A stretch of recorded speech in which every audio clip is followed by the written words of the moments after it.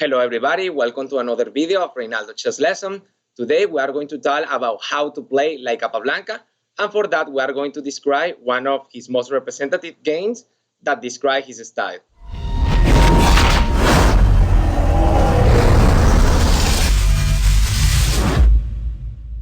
For this game we are going to comment a game played in 1910 in the city of New York, where Capablanca was playing against Charles Jaff with white pieces.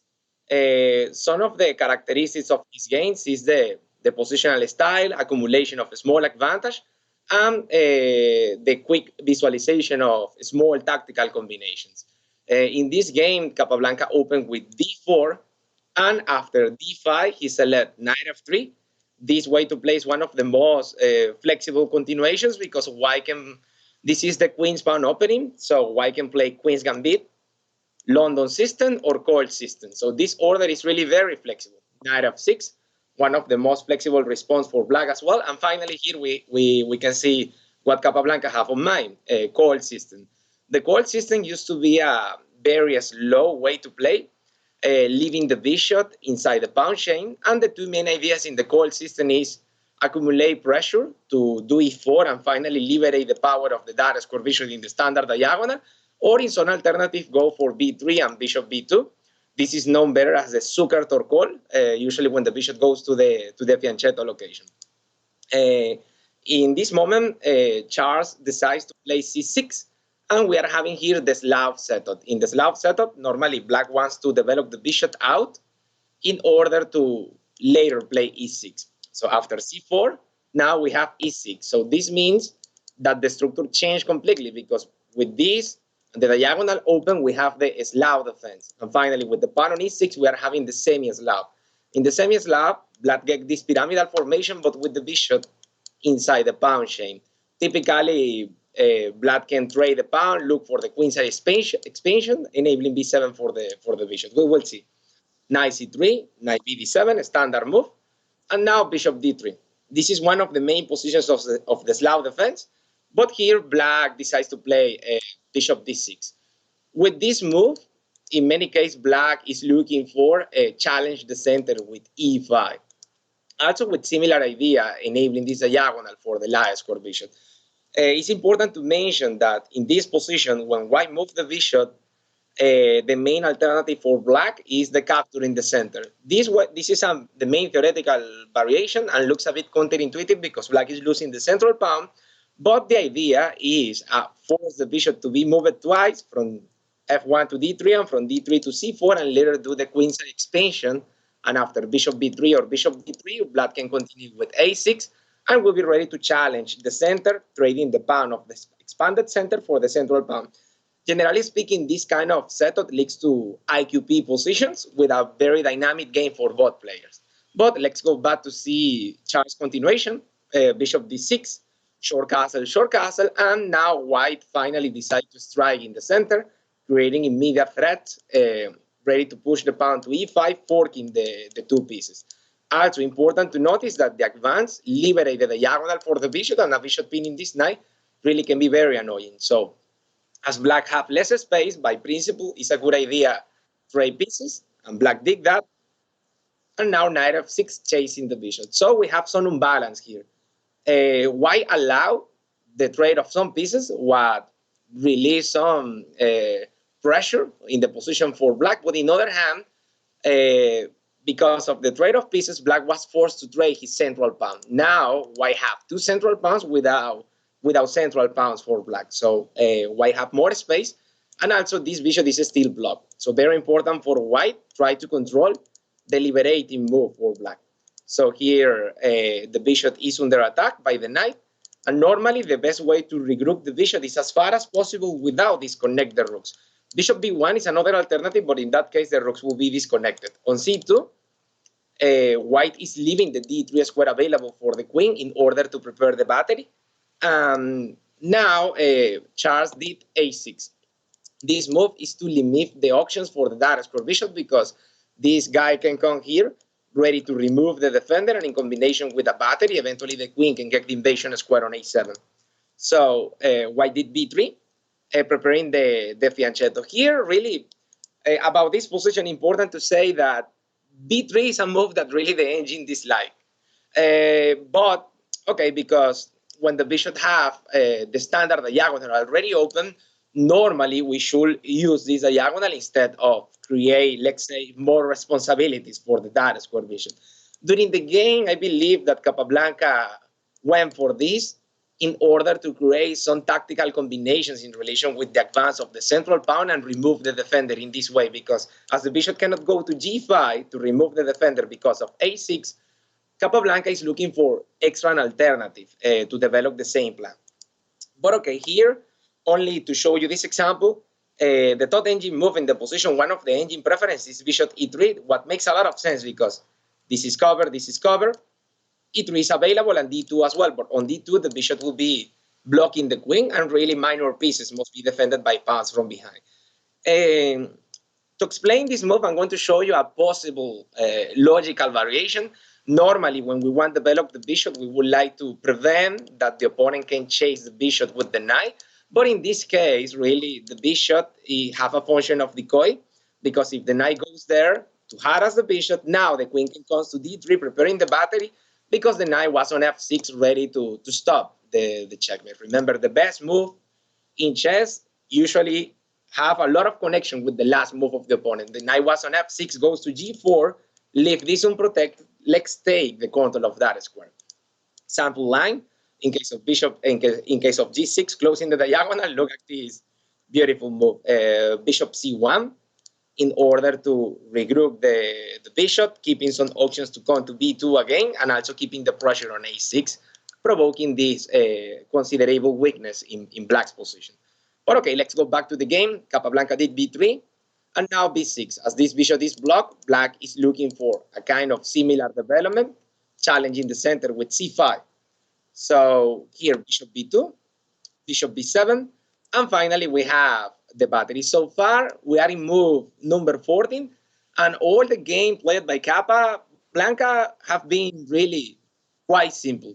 Nothing fancy, only following standard opening rules and creating a battery looking for the checkmate. So in this position, now we can see the power of the bishop on b2 that is being blocked by the central pawn. But this central pawn is not fixed, what means that this guy can advance at any moment, ready to trade to be trade for the knight, removing the defender of the invasion square on a7. So Charles did g6 in order to shut down the activity of the battery.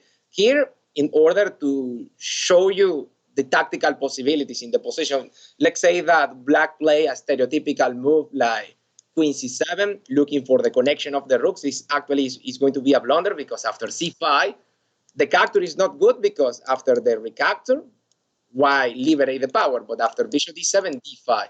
So here we have a lot of threats. White is ready to remove the defender on f6, doing the checkmate on a7, and also the pawn can advance from d5 to d6, forking the queen and the bishop. So let's go back. Another alternative here that makes more sense will be rook e8, because black can consider that if white at some moment can be ready to get the invasion square, the king would like to escape via f8, e7. Objectively speaking, this will be probably a better defense, but the move that Charles did in the game really is quite logical. Okay, g6, and now rook a, e1.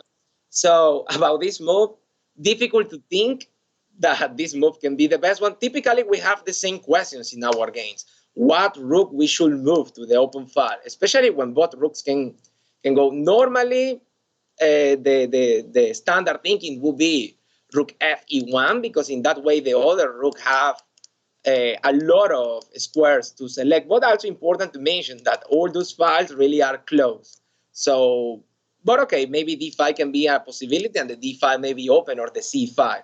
But as white is attacking on the king side, the third engine move and the position that was a move that Capablanca did was rook a, e1. Probably just following the principle that if we are playing to attack on the king side, let's try to kick the pieces in this sector of the board.